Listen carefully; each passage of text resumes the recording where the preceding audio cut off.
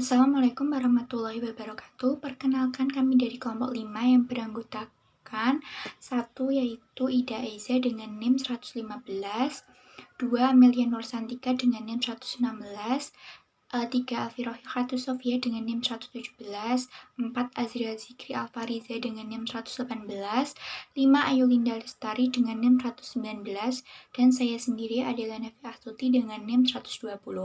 Di sini kami akan mempresentasikan materi yaitu mengenai peramalan nilai tukar. Pada slide pertama yaitu akan membahas mengenai pengertian dari peramalan. Ramalan yaitu dugaan atau perkiraan mengenai terjadinya suatu kejadian atau peristiwa di waktu yang akan datang. Peramalan adalah proses untuk memperkirakan apa yang akan terjadi pada masa yang akan datang, seperti contohnya yaitu nilai tukar rupiah terhadap dolar 1 tahun yang akan datang. Peramalan merupakan upaya memperkirakan apa yang terjadi pada masa mendatang berdasarkan data pada masa lalu berbasis pada metode ilmiah dan kualitatif yang dilakukan secara sistematis. Salah satu indikator penting dalam suatu perekonomian suatu negara adalah nilai tukar mata uang. Nilai tukar memiliki implikasi yang luas baik dalam konteks ekonomi domestik maupun internasional, mengingat hampir semua negara di dunia melakukan transaksi internasional. Valuta asing atau falas adalah sebagai mata uang asing dan alat pembayaran lainnya yang digunakan untuk melakukan atau membiayai transaksi ekonomi keuangan internasional. Persoalan atau masalah yang penting mengenai valuta asing ini adalah kurs. Kurs adalah perbandingan nilai tukar mata uang suatu negara dengan mata uang negara asing atau perbandingan nilai tukar valuta antar negara. Kegiatan tukar-menukar valuta asing sering dilakukan oleh semua orang di dunia, seperti saat mereka berpergian ke negara lain, pelaku bisnis dan masyarakat umum yang memperjualbelikan dolar untuk memperoleh keuntungan. Contoh lain yaitu seperti kegiatan ekspor dan impor. Nah, kegiatan tukar-menukar mata uang ini pasti dilakukan. Informasi seperti ini sangat membantu para pelaku bisnis untuk mengambil keputusan dalam berinvestasi dan memperjualbelikan uangnya guna untuk memperoleh keuntungan.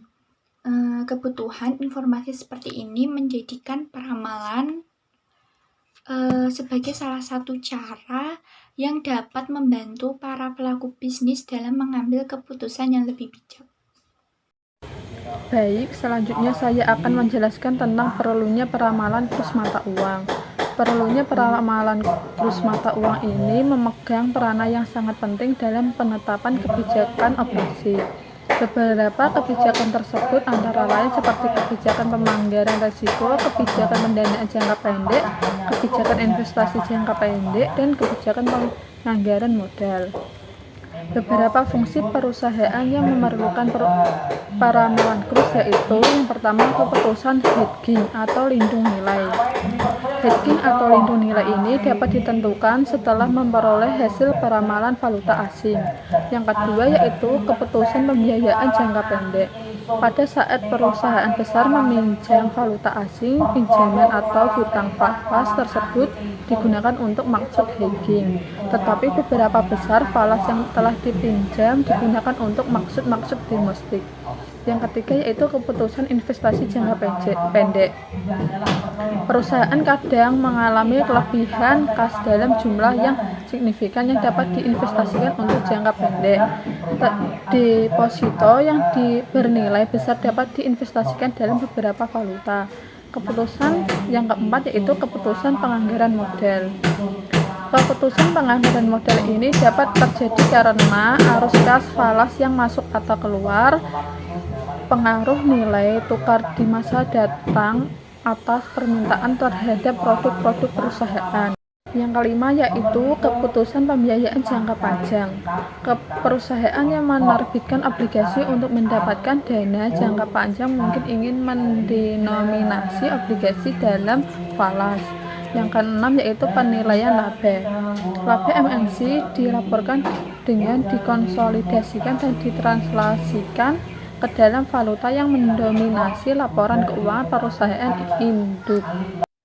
Baik, nama saya Ayulinda Lestari, NIM 119. Saya akan melanjutkan pembahasan materi dari teman saya sebelumnya.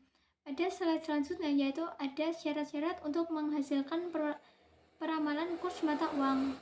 Syarat yang pertama yaitu ada model peramalan superior yang memiliki penggunaan eksklusif.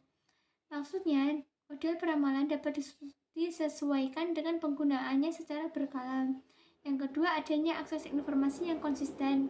Pada kriteria ini memiliki tidak bertahan lama karena dalam dunia yang global tidak ada sumber informasi yang selalu konsisten dan informasi akan selalu berubah-ubah setiap saat. Yang ketiga, adanya deviasi yang kecil dari peramalan.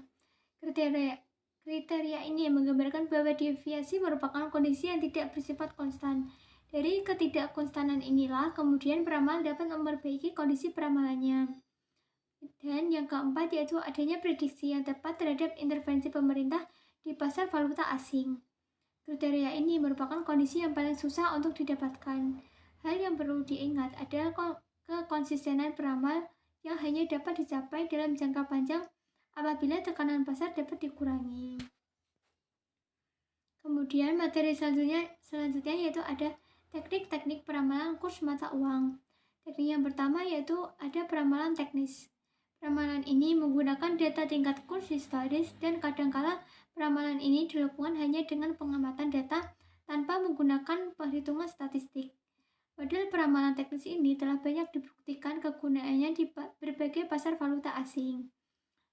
Dan kemudian yang kedua, peramalan fundamental. Peramalan ini didasarkan pada hubungan fundamental antara variabel ekonomi dan tingkat kurs. Peramalan dilakukan dengan cara memberikan penilaian subjektif pada tingkat di mana pergerakan variabel ekonomi secara umum akan mempengaruhi tingkat kurs. Namun, dalam peramalan fundamental ini memiliki 4 keterbatasan yaitu yang pertama, ketidakpastian pengaruh suatu faktor pada waktu tertentu. Kedua, diberlakukannya peramalan untuk faktor-faktor yang memiliki pengaruh langsung pada nilai kurs. Ketiga, tidak semua faktor yang relevan dimasukkan dalam model. Dan yang keempat, adanya perubahan sensitivitas pergerakan mata uang sepanjang waktu. Selanjutnya, saya Amelia Nursantika dengan NIM 63010190116 akan melanjutkan presentasi yaitu tentang teknik-teknik peramalan kurs mata uang. Nah, yang ketiga itu ada peramalan metode atau market based.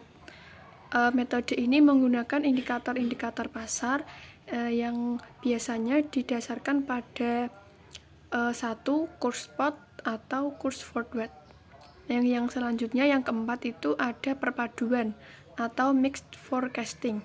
Nah, mixed forecasting ini dapat dilakukan bila masing-masing teknik peramalan menjadi tingkat superioritas yang sama. Cara melakukan mixed forecast ini adalah dengan menimbang hasil proyeksi masing-masing teknik dengan total timbangan yang tinggi. Dan sebagai tambahannya, dapat mengukur ketidakpastian dengan mengukur kisaran hasil peramalan teknik yang digunakan. Selanjutnya, time series atau deret waktu ialah sekelompok nilai-nilai pengamatan yang diperoleh pada waktu yang berbeda dengan selang waktu yang sama dan barisan data diasumsikan saling bebas satu sama lain. Salah satu perambatan yang banyak digunakan adalah ARIMA atau Autoregressive Integrated Moving Average. Nah, ARIMA ini merupakan suatu metode yang menghasilkan ramalan-ramalan berdasarkan sintesis dari pola-pola data secara historis. Tujuan dari ARIMA ini sendiri yaitu untuk menentukan hubungan statistik yang baik antar variabel yang diramal dengan nilai historis variabel tersebut sehingga peramalan dapat dilakukan dengan model tersebut. Lalu ada model autoregresif. Ini suatu bentuk regresi tetapi tidak menghubungkan variabel tak bebas, melainkan menghubungkan nilai-nilai sebelumnya pada time lag atau selang waktu yang bermacam-macam. Saya Ida Aisyah, NIM 115 akan melanjutkan mengenai aplikasi analisis fundamental dan teknikal dalam meramal kurs falas. Yang pertama ada fundamental sendiri. Pertimbangan menggunakan teknik ini yaitu dengan membandingkan faktor-faktor ekonomi seperti inflasi suatu negara lebih tinggi dibandingkan dengan negara lain. Lalu penggunaan statistik dalam teori ini yaitu seperti analisis regresi untuk menentukan bagaimana faktor-faktor tersebut mempengaruhi kurs falas dan untuk menyusun nilai ramalan falas berdasarkan nilai sekarang dari faktor-faktor tersebut. Lalu yang kedua ada teknikal, yaitu pertimbangannya dengan mengamati suatu kurs falas untuk menentukan apakah terdapat beberapa pola non-acak dan membuat proyeksi berdasarkan pola ini, yaitu menggunakan program komputer untuk mendeteksi pola non-acak atau menghitung rata-rata bergerak dan lain-lainnya. Yang selanjutnya ada anomalia dalam falas. Dalam itu, selain dengan mengikuti suatu irama seperti yang diproyeksikan oleh analisis teknikal, perilaku falas seringkali bergerak tidak lazim. Ini yang disebut dengan anomalies atau ketidaklaziman karena tidak konsisten dengan hipotesis pasar yang efisien. Contoh anomal yang sering ditemukan adalah ketika Januari, efek dan spekulatif bubbles, yaitu dilihat pada kasus dolar Amerika Serikat bahwa diamati perilaku dolar di Amerika Serikat selama dasawarsa 1980-an ternyata dolar mengalami apresiasi terhadap sekeranjang falas setiap bulan Januari. Dalam hal ini mungkin disebabkan karena banyak perusahaan yang menghambat rencana falas pada bulan Januari dan langsung mengimplementasikannya pada tahun itu juga. Bila diharapkan dolar menguat pada tahun itu, perusahaan akan membeli dolar. Dan bila diharapkan melemah, maka perusahaan akan beramai-ramai menjual dolar. Dengan demikian, harap cenderung akan menghasilkan apresiasi atau depresiasi dan menjadi ramalan yang berlangsung dengan sendirinya. Selanjutnya saya Azril Zikral Fariza dengan NIM 630.101.90.118 akan membacakan strategi peramalan. Dalam praktik tidak ada satu teknik peramalan yang benar-benar akurat dalam meramal pergerakan kurva falas dan di masa yang akan datang. Maka banyak perusahaan, manajer, dan pelaku dalam falas yang menggunakan kombinasi berbagai teknik dalam meramal kurs falas. Cara ini disebut mixed forecasting atau peramalan campuran. Peramalan dapat dilakukan untuk jangka pendek, jangka menengah, maupun jangka panjang. Selanjutnya untuk peramalan jangka pendek biasanya digunakan untuk merencanakan pembelian, penjadwalan kerja, jumlah tenaga kerja, penugasan kerja, dan tingkat produksi. Sedangkan untuk peramalan jangka menengah mencakup penjualan, anggaran produksi, anggaran kas, dan analisis bermacam-macam operasi. Sedangkan untuk jangka panjang yaitu untuk perencanaan produk baru, pembelanjaan modal lokasi atau pembangunan fasilitas, serta penelitian pengembangan. Terima kasih dari kelompok kami. Jika ada salah kata mohon dimaafkan. Wassalamualaikum warahmatullahi wabarakatuh.